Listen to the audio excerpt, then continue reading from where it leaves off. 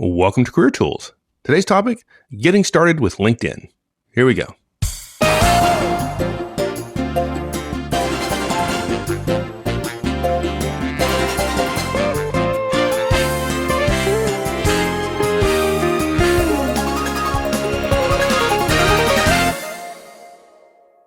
So Mark, would you agree that today LinkedIn is one of those things that you'd say is an essential career tool? Is it that good? Yeah, it is. And I didn't expect to ever say that. You know, I see it as part of the social media, and I think there's a lot of negatives to the social media that while there are certainly lots of positives, and you and I are both in LinkedIn, I just didn't expect it to say the word essential. But I think it really is essential nowadays for several reasons. And so, yeah, I agree. Yeah. So if it is that essential, then it's probably not useful to approach your LinkedIn profile in a kind of nonchalant, casual way, right? I mean, there's probably some things to think through. And given its essential nature, if you're going to do it, you might as well do it well. Yeah. And look, we're going to explain the first steps you got to take. We're going to explain ways for it to support your career. If you've created a profile, you're not sure what to do next. You've got a network, but you're not really using LinkedIn. We think there's some recommendations here that'll get you started. And look, if you're already a super user and there are people in our forums and in our community that are super users, then we'd love to hear your comments on the forums as well. We've got 5 key points we want to make today. The first one is just talking in general about our recommendation. Career Tools does recommend LinkedIn, which is pretty unusual. We don't recommend that much. We don't, because there are other ones out there, and we don't necessarily recommend those. So no, we don't. Number 2, you've got to complete your profile, and we'll talk about how to do that. Number 3, we'll talk about photos. They aren't necessary. You don't have to put a photo up there, and if you do it, you've got to do it right. Number 4, we'll talk about connecting with people that you know, and also about being careful about connecting with people you don't know. And then we have some recommendations about next steps. Once you get your profile built and you're on and you feel like you've got it fully configured, then you've got to think about recommendations and groups and Q&As and using it as a job board as well. Excellent. Okay, so let's talk about the fact that Career Tools is actually recommending some kind of social networking tool, which is probably surprising for some folks. Look, LinkedIn is a business-focused social network site. Now, if it were just a social network site, we'd have hesitation. We've already done a MySpace cast where we talk about MySpace and Facebook. In hindsight, we probably ought to call it the Facebook cast because Facebook has eclipsed MySpace. And yet there's still problems on Facebook. And it's funny, Wendy and I and you share stories every once in a while of, yet another person got fired because of doing stupid stuff on Facebook. Yet another person didn't get hired because, and hiring managers are saying, I can't believe this. People just have stuff that, don't they know by now that we're checking? Right? Don't they understand that we're checking? So if it were just a social network site, we'd have pause. But this is a business-focused social network site. And frankly, LinkedIn in the U.S. and for a large swath of the world as well has become the de facto standard for displaying your professional credentials out there on the web. And when I say de facto standard, let's be clear. Not only are recruiters and hiring managers and companies looking at Facebook to see whether or not there are problems associated with you, they're looking on LinkedIn as well to find out connections and so on. They're using LinkedIn and they assume, in fact, 95% I think would assume they would find nothing damning, but more importantly, they want to find something positive on there. It's a way to display your credentials. It's a way to connect. And boy, you and I have certainly experienced that, and we're not even trying really. And it's a great way to maintain relationships. And there are a couple of subtleties to that I think are worth noting. As I said, recruiters love the profiles, either free or paid, to seek candidates with specific skills. They note them. I've gotten requests, random requests, people not realizing what I do beyond just something in my background. And they say, hey, look, we're looking for somebody with this kind of background. So there really is a lot of value to it. And frankly, I have to say, we try to make everything we recommend actionable. It's not only actionable in this case, it's the value is pretty high and the input is pretty low. I mean, the cost-benefit analysis on putting together your profile and becoming a little bit more active on LinkedIn is pretty darn good. I mean, it doesn't take that much time. Right? Yeah, it really is. Yeah. Yeah, and look, there are other, social networking sites. We made mention of them. There are some that are focused on business as well. We just recommend LinkedIn as the best of them. And, frankly, 10 years from now, this will probably be superseded. There'll probably be something else. Who knows? Maybe LinkedIn will be different than a lot of companies out there and they'll remain on top. But this is not so much a LinkedIn tutorial. And it's not. We're not going to talk about the details of how, what buttons to press and what to enter, right? We're talking at a kind of more general level in terms of how to use a site like LinkedIn effectively. And so although LinkedIn may not be the site of choice 10 years from now, the principles involved will still be applicable. Yeah, we will give some details, but generally speaking, this is about presenting your professional self, right? We've talked before about the representations that are out there, whether you intend them or not, and the representations that you make about you and your life, both personal and professional. And the representations they're out there, right? And we hope you've paid attention. I alluded to problems associated with inappropriate representations earlier. And I'm just amazed that people don't realize this is another complexity of the digital life that we're all living, that you have to manage that. And it's not hard to manage. It starts, of course, with behavioral control. And then it goes a step further than that. Look, they're checking. And I have seen too many cases. I've heard about them personally. Look, people send me resumes and then they say, will you please check on the resume? So I do a quick check. They're not on LinkedIn. They are on Facebook. I sign in with the Manager Tools Facebook account, and they're a member or they're associated with us. And I look and I'm like, wow. I mean, this is a person who is friended us. I think that's what you call it on Facebook. And so I can see their profile, and yet their profile, they're smart enough to listen to us. I don't want to pat ourselves in the back here, but then they haven't corrected their Facebook profile. And so I say, look, until you get your Facebook stuff cleaned up, it doesn't matter how great your resume is. They're going to check Facebook, and the perfect resume and an inappropriate or less than well thought out Facebook page is crazy. I mean, it just doesn't make any sense. It's like taking one step forward and like 5 huge steps backwards. Yeah, in fact, one person alluded to this. One person kind of chuckled and sort of red-facedly sent me an email and was appreciative of me saying, hey, look, you need to clean that up. And then they said, but I thought they would only look at LinkedIn and Facebook was really private. I'm like, okay. Yeah, and I thought for a second, okay, maybe he didn't listen to those couple of casts, although I hope he did. But I thought, wow, what an incredible leap of faith to make that Facebook is personal and so we don't look. I'm. Well, it's an invasion of privacy, right? Yeah. Yeah. I don't. What I think somebody said, it's the Facebook. Your personal webpage is the equivalent of your living room on the web. It's, as you say, personal space, right? Yeah. Well, if you invite your friends or your parents over, you clean up a little bit, right? Yeah. I actually think, no, I don't think anyone, I think the only reason people claim it's personal space is because they've heard people who have been burned and their lawyers or their representatives or their spokesperson or themselves has said, that's my personal space. And certainly lawyers like the idea of having personal space exist outside of the physical space because that gives them all kinds of new rights and privileges. But frankly, you can't expect anyone with half a professional brain to think to themselves, this is personal and private, when you do it in order to communicate with other people. Right. I mean, if you're walking down a city street, whether you're clothed appropriately or not, the law is clear, folks, in virtually every place in the world. You give up your right to privacy. There is something called an expectation of privacy, and you give up your expectation of privacy when you put something on the web designed to connect you to other people.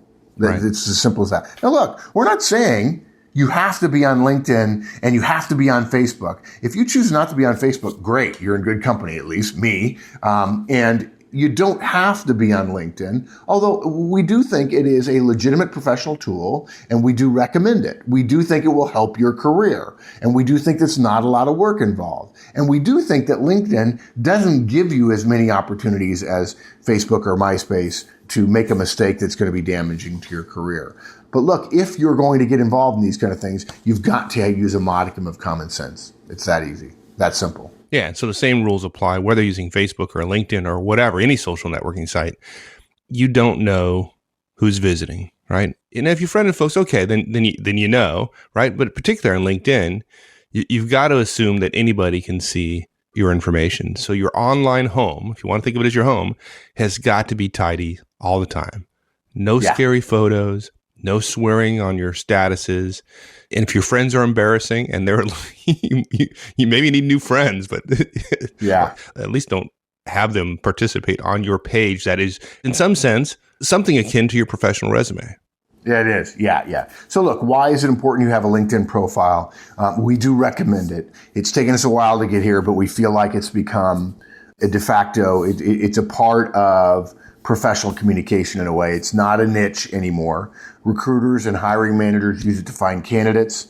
Even if you're not looking for a new role, allowing others to find you and talk to you about roles allows you to keep up with the market and maybe the conduit to a new role in the future. I've said it before, I'm going to say it again. No matter how happy you are in your job, you ought to be thinking about your next job. And it doesn't have to be in your present location, in your present company. Look, there's all kinds of benefit to staying where you are, to getting promoted. It's easier in most organizations to work on getting promoted than it is on getting a promotion while leaving.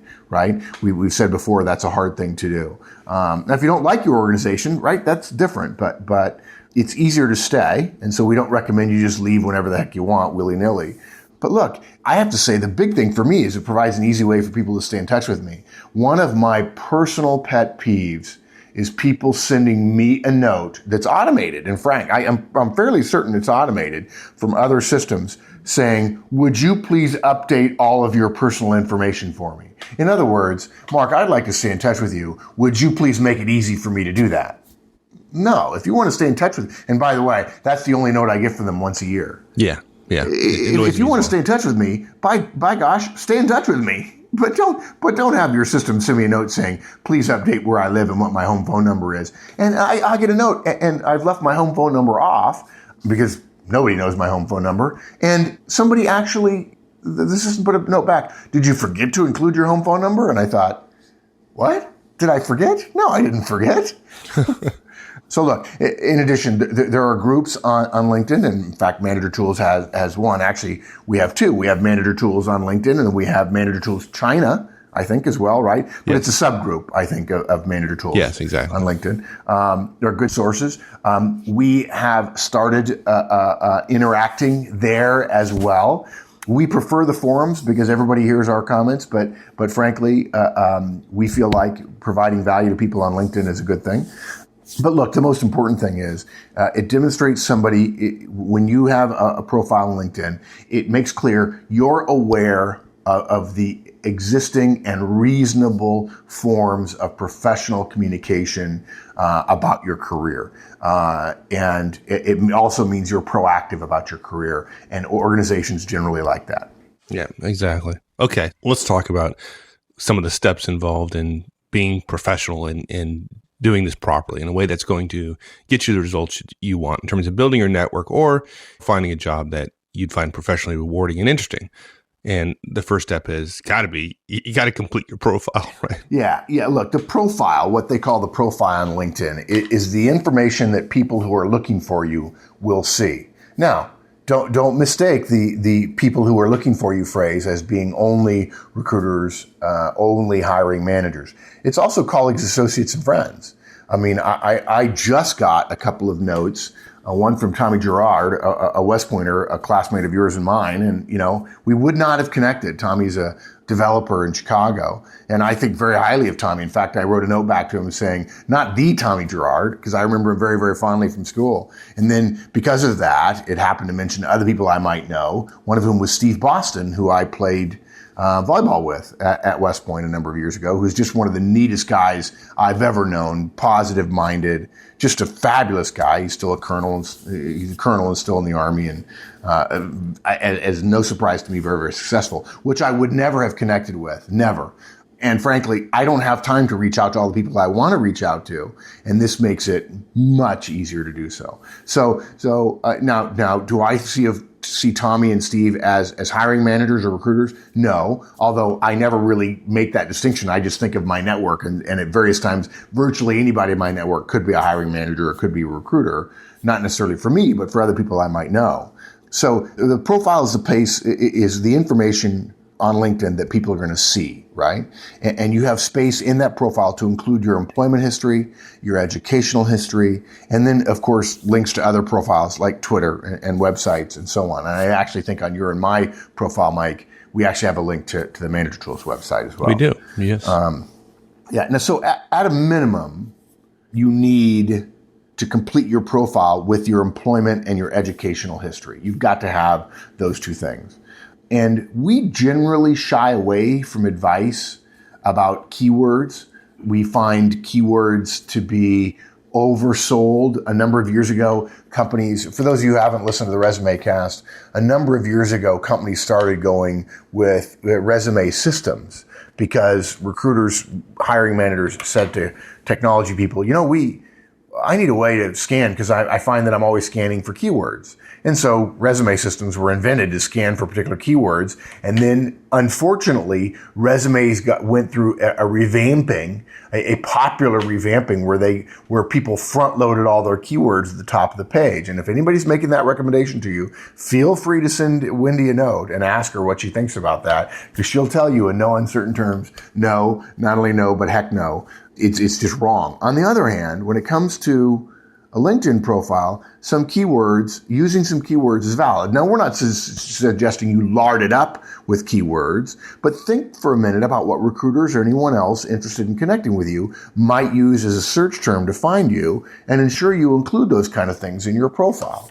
Mike's where Mike in the job market are thinking differently about his LinkedIn profile. And to be fair, Mike and I's profiles are probably not the ideal ones to look at because we have no intention of ever changing, and we don't see ourselves. We made a decision 5 years ago to never change jobs. And if we do, we know enough people that we don't think that we'll have a problem finding another job if for some reason I do something stupid and the company collapses. But the fact is, having keywords, in Mike's case, something like senior IT executive would be the kind of thing that would be looked for and Mike would want to have on his profile. I wouldn't have anything so impressive as that. I thought at some point you're going to laugh about this, right? That I'm talking about your profile. Yeah, I'm chuckling. I'm just not chuckling out. I'm laughing inside. Yeah, there you go, laughing inside. Yeah, you high C's. That's just the way you are, right? Yeah, exactly. And look, starting your profile, folks, and not completing it is worse than not being on LinkedIn at all. I tell you what, Wendy told me it says to her, this person starts things but doesn't finish them. Or worse, it says, I didn't understand how this system worked. Now look, it's going to take a couple of hours to complete your profile. So put some time aside to do it. On the other hand, it's going to be very easy to update, and we still encourage it. We still think, even though it takes a couple of hours, the value is such that you get more bang. It's a good cost value proposition. Okay? So take the time, complete your profile. And by the way, they have a very nice little slider on there, or bar that says, this is how complete your profile is. And that gives you a good feedback about whether or not there's more to add. And LinkedIn actually asks you, have you thought about this? Have you thought about this? Have you thought about this? Yeah. Now, earlier I said that LinkedIn is something akin to your resume, but in fact, it is not your resume, right? And unlike your resume, which is targeted at a specific role with a specific employer, your profile has to have a broader appeal. So you go back a little bit. If you haven't listened to any of our resume casts, you won't know because you won't have heard it. But we believe that resumes are very specific. You create a document, something like a resume that has all your experience on it, all your history. Right. And then for a specific job with a specific employer, you customize it. So it's not, you don't create one resume and send it out to everybody, every employer, right, and every job you're looking at. So this is different though. LinkedIn is not the same. Your profile is not customized to every individual looking at it. And so it has to necessarily have a broader appeal. Yeah, I think one of the ways I think about, what you're referring to, of course, is our concept of the core document, right? That you're constantly adding to your core document. It's literally a detailed history of your professional experience. And then you cull from that the things you want to position with a particular employer while not essentially picking and choosing and leaving out large swaths of stuff. We really need to do a cast on the core resume document or the core document. So in that sense, you're right. It's more like your core document, although certainly not as voluminous, and less like the individual resume. The problem is when we say it's not your resume, people think, oh, it's not a document that describes my professional life and so on. In fact, it is. It's just not the resume that most people send, right? Right. Yeah. And some of the rules, there are some very specific rules in terms of how you do resumes, and you get a little bit more leeway when it comes to LinkedIn.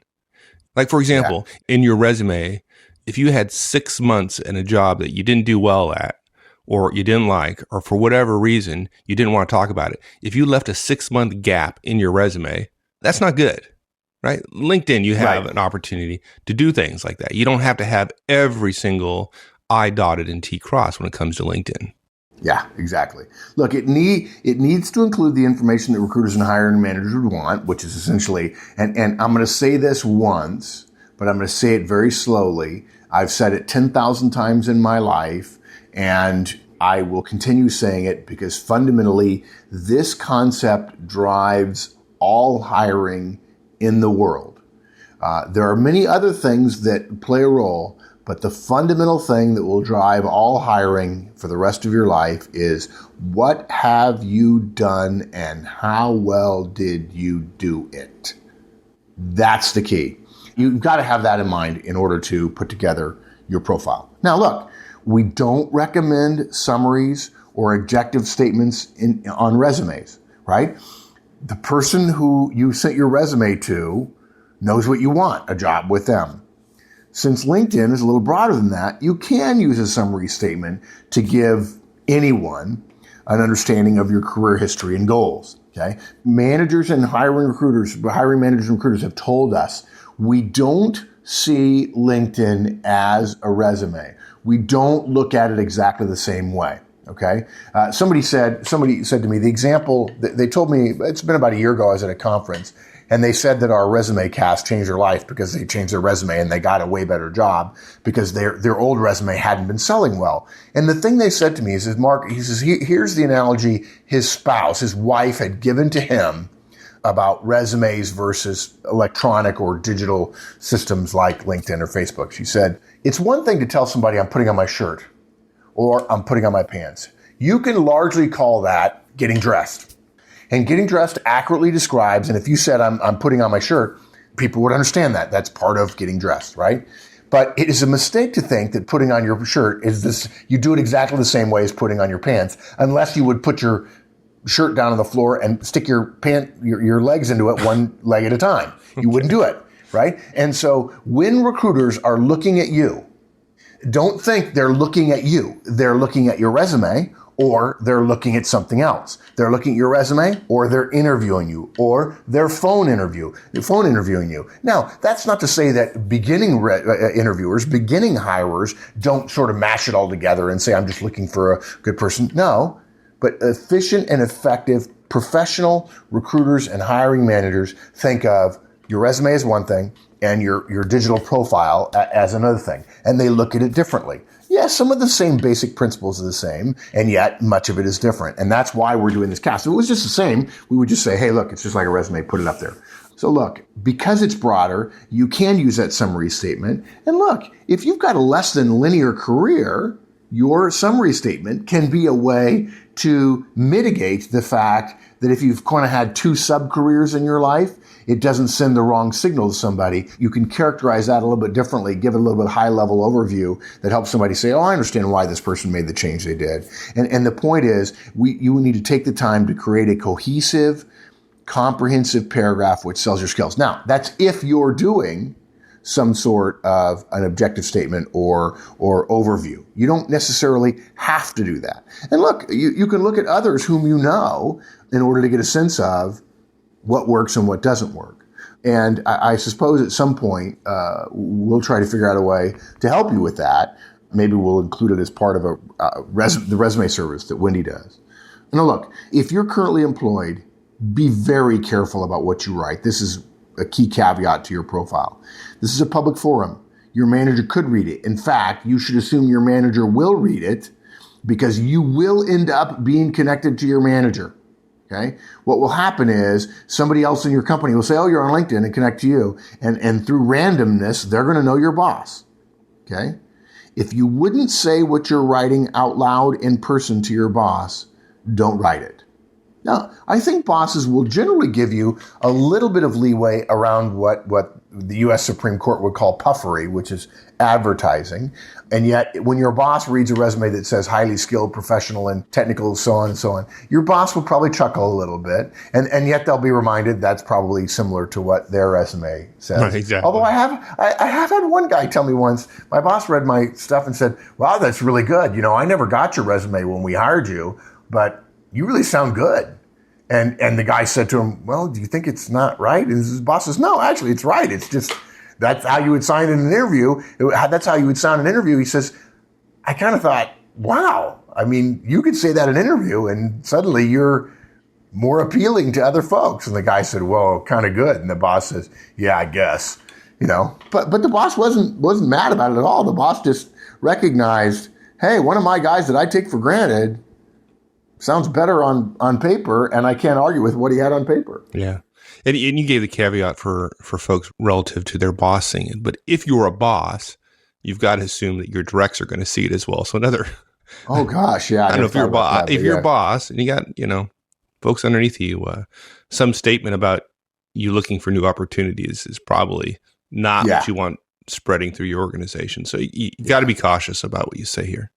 Yeah, and frankly, my experience is that people don't go on LinkedIn and only look for people who say, I'm looking for a job. In fact, we'll talk a little bit later about those settings, the comments you can make about your status, if you will, your professional status. And I generally don't recommend looking, I recommend you leave that blank. We recommend leaving that blank in general. Yeah. So, okay, so we're giving some general advice here, but our audience is so varied. Perhaps a small example will help. Yeah, okay. So you might say, I'm quoting now, a passionate project manager. I have managed design, development, installation, and upgrade projects nationally and internationally up to $40 million. I qualified in Prince 2, but I have knowledge of and experience using other methods. I spent 9 years working in outsourcing centers such as India and Poland, giving me experience I currently use to help me manage outsourced project milestones more effectively. 2 years in sales early in my career gave me the skills I use today to ensure my clients get the best service I can deliver. Yeah, well, that's relatively short, right? Yeah, and I like the fact with this one that this person positions the sales experience as a positive rather than worrying, how does my change in careers, how is it going to affect me? Exactly. It's short, but it covers skills and experience that make this manager stand out from peers, right? And you absolutely have an opportunity here to stand out. In this case, he can manage any type of project. He's qualified. He has international experience, which is a huge plus, and he's great with customers. Yeah, it's like, okay. Can we hire him? We have a slot for somebody like that. Yeah. Exactly. Yeah. Okay, so look, think of those things that separate you from your peers. Industry experience, geographical experience, experience from another sector or another specialty, anything with budgets, with management, team leadership. Those are the kind of things that are going to get you noticed. So now let's go back to employment history. It's not a resume, so what do we got to consider there? Yeah, so this feels more like the resume, because what you're going to do is you're going to add to your profile. Your employment history is part of your profile. You're going to add to your profile your previous roles, right? There is an industry box for each role that you add. Ensure that you choose one that recruiters or others who are wanting to connect with you will be looking for. For example, you might be in the mining industry, but in the marketing department. If you want to get job offers in marketing, you want to put your industry, the industry that you're in, as marketing. Now, you could argue that you're not in the marketing industry, you're in the mining industry, but frankly, that would have been true 30 years ago. And it would have said your job is marketing, but your industry is mining. And industries really tended to be fairly vertical in terms of their hiring. People didn't change industries. That's changed. And frankly, I'm probably preaching to the choir to the young folks in the audience who say, no, I've never been in any particular industry. I'm just in the marketing industry. Well, just so you know, senior hiring managers don't think that way. And so we want to be clear. We want to tell everybody, both those experienced people and those people who are newer to the professional world, you can choose either one, and it's completely acceptable today. Well, it is also important to know that when folks are looking for folks with marketing skills, they're looking under marketing, not mining. Right? Yeah. In fact, look, the way we say it, hopefully people realize it. When you say that you're in the mining industry, you're essentially not saying you're in the marketing industry, right? It's a choice you're making, and it's a statement. It is perceived as a statement of desire as much as it is of where you are or the type of jobs your company does. Right. And look at, if you're in marketing and you're a marketing professional and you don't see yourself as being able to market outside of the mining industry, well, then we might suggest that you need to broaden your scope a little bit. So, completing your profile is as much about thinking about what the people you hope to connect with are looking for as it is about giving information out, right? Exactly. Yeah. Now, look, you don't necessarily need to add all of your previous roles. Okay. And this is where I mentioned earlier about the bar that tells you how much of your profile is completed. And I think at one point I looked at the bar. I thought, gee, I don't have enough of my stuff in there. And then I thought, no, I really don't want to include everything. It doesn't have to be a complete history. On the other hand, you don't only want to add your last role. If you only add your last role, if you only add one, it's going to be perceived as you're hiding something, and people are going to want, recruiters, hiring managers, and frankly, others are going to want to know more. You need to add as many roles as make sense in your career story, okay? If you're currently the VP of sales in a middle-sized firm, readers are going to ask something along the lines of, how did you get there, right?